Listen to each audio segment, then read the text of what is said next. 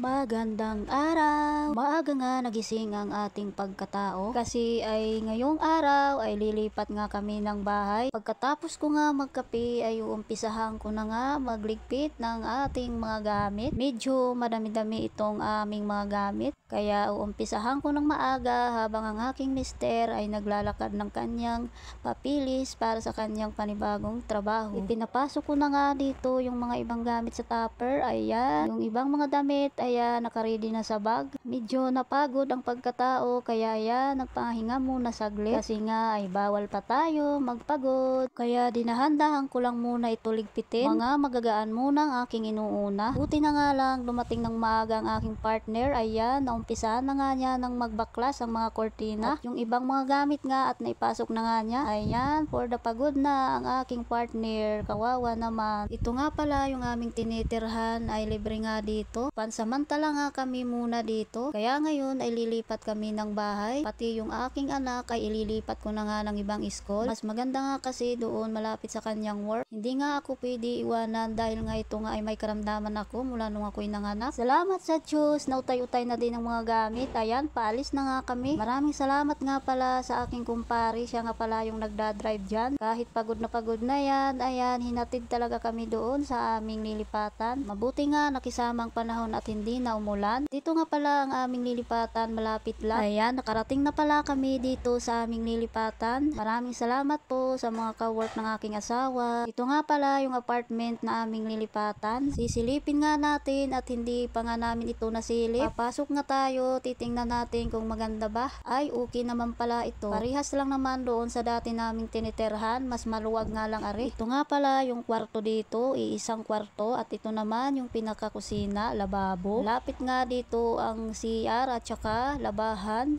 Ayan, maganda-ganda naman, linisan nga lang. At dito naman sa side ay labahan pala. Maganda naman at maluag-luag din ang aking labahan. Komportable din ang aking paglalaba dahil nga lagi ay maraming labahan. At ang aking bunso naman ay tuwang-tuwa nga at bumaba nga at ayang gusto maglakad. Ayan, makakalakad ka na ng ayos dahil patag na. At nagutom nga ang aming mga pagkatao. Hindi namin napansin ay gabi na pala kaya ayan, nagutom ang aming pagkatao. Kaya kain na muna. Ayan na nga muna yung ginamit naming misa. Dahil nga ay hindi pa nga naaayos ang aming mga gamit. Siguro maaayos na pagbakante na ang aking partner. Siguro ay araw ng linggo kasi nga ay walang pasok na araw ng linggo. Hindi ko nga ito makakaya lahat ng gamit kasi yung ibang gamit ay mabibigat. Masarap sa pakiramdam. Ayan, may kamaratisan na naman ako habang kumakain. At ang aking baby naman ay nagpapakabisi dyan. Sinusubo-subuan na nga lang kanyang papa. Pagkatapos nga namin kumain, ayan, pahinga na nga muna. Thank you Lord sa gabay ngayong araw.